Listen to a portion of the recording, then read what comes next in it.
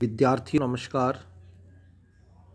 आज बीए पाठ द्वितीय के एक महत्वपूर्ण टॉपिक संघ राज्य संबंध जो भारतीय शासन व्यवस्था की धुरी है उसके पहले भाग विधायी संबंधों का विस्तृत रूप से वर्णन और चर्चा करेंगे। संघ राज्य संबंध भारत में केंद्र राज्य संबंधों के बारे में उपनिवेशकालीन ब्रिटिश सरकार ने 1919 के भारत शासन अधिनियम के द्वारा संघ और राज्यों के मध्य शक्तियों का बंटवारा किया था तथा लोकप्रिय मंत्रियों को राज्य के विशेष अधिकार सौंपकर लोकतांत्रिक प्रणाली की शुरुआत की थी। लेकिन दोषपूर्ण नीति के कारण यह व्यवस्था सफल नहीं हो सकी। फिर 1935 के भारत शासन अधिनियम द्वारा प्रांतीय स्वायत्तता की स्थापना कर संघीय व्यवस्था स्थापित की गई। केंद्र राज्यों के मध्य शक्तियों का विभाजन किया गया। संघ सूची में 59 विषय, राज्य सूची में 54 विषय और समवर्ती सूची में 36 विषय रखे गए। लेकिन गवर्नर जनरल के पास अत्यधिक शक्तियां होने के कारण यह व्यवस्था भी असफल रही। स्वतंत्रता प्राप्ति के बाद 26 जनवरी 1950 में भारतीय संविधान लागू हुआ, जिसमें भाग 11, 12 और 13 तथा 18 में केंद्र और राज्य संबंधों के संबंध में प्रावधान किए गए हैं। भारत में राज्यों की स्थिति विशिष्ट है क्योंकि भारतीय संघ समझौते का परिणाम नहीं है, अतः राज्य संघ से अलग नहीं हो सकते। दूसरी ओर प्रांतों की स्वायत्तता का भी ध्यान रखा गया है। संवैधानिक रूप से संविधान की अनुसूची 7 द्वारा केंद्र राज्यों के मध्य शक्तियों का बंटवारा कर संघ राज्य के संबंधों को स्पष्ट किया गया है। संघ सूची में राष्ट्रीय महत्व के 97 विषय शामिल हैं, जिन पर केवल केंद्र सरकार कानून बना सकती है।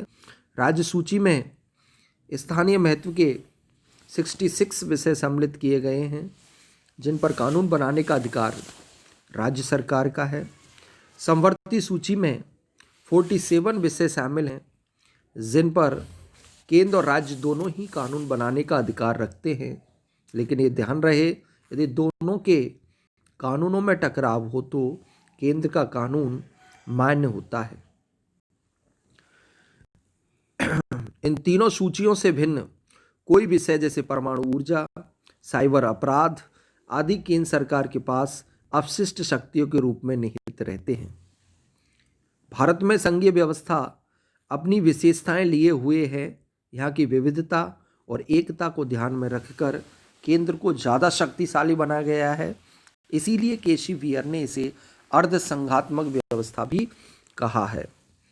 केंद्र राज्यों के मध्य शक्तियों को हम 3 भागों में बांट सकते हैं: विधायी, प्रशासनिक और वित्तीय। भाग 11 में केंद्र राज्य के विधायी संबंधों का वर्णन है, जिसके 2 भाग हैं, विधायी और प्रशासनिक। आज हम केवल विधायी संबंध आर्टिकल 245 से लेकर आर्टिकल 255 तक वर्णित हैं, उनको समझने का प्रयास करेंगे। नंबर 1, विधायी संबंध आर्टिकल 245 से लेकर आर्टिकल 255 तक। अध्याय 11 के अनुच्छेद 245 से 255 तक केंद्र राज्यों के मध्य विधायी संबंधों का स्पष्ट वर्णन मिलता है। आर्टिकल 245 के तहत संघ सूची पर संघीय सरकार जो कानून बनाती है वे संपूर्ण देश या उसके किसी भाग में लागू होंगे। वहीं राज्य विधानसभा द्वारा बनाया गया कानून उस राज्य क्षेत्र पर लागू होगा। आर्टिकल 246 के तहत संघ राज्य की विषय सूचियों का वर्णन है, जिसमें संसद संघ सूची के 97 विषयों पर, राज्य विधानमंडल राज्य सूची के 66 विषयों पर कानून बनाने का अधिकार रखते हैं। आर्टिकल 248 में तीनों सूचियों से भिन्न विषय जिन अपशिष्ट शक्तियां कहते हैं उन पर केंद्र कानून बनाएगा।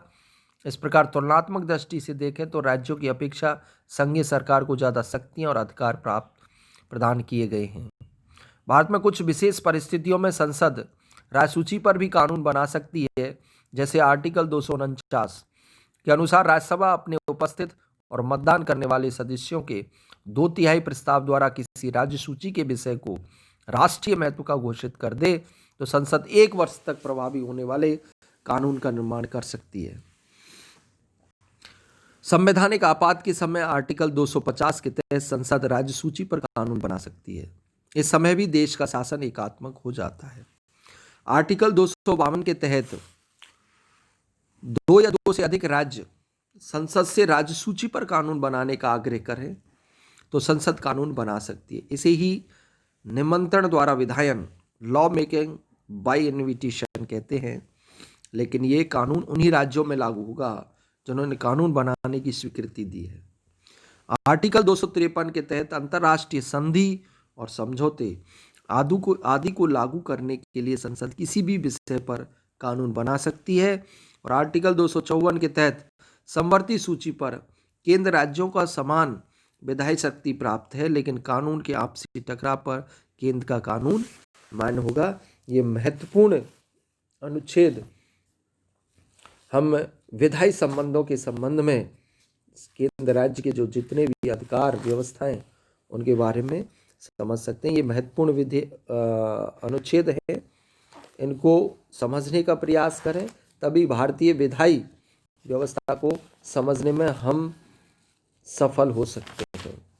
इस प्रकार इन विधायी संबंध के अवलोकन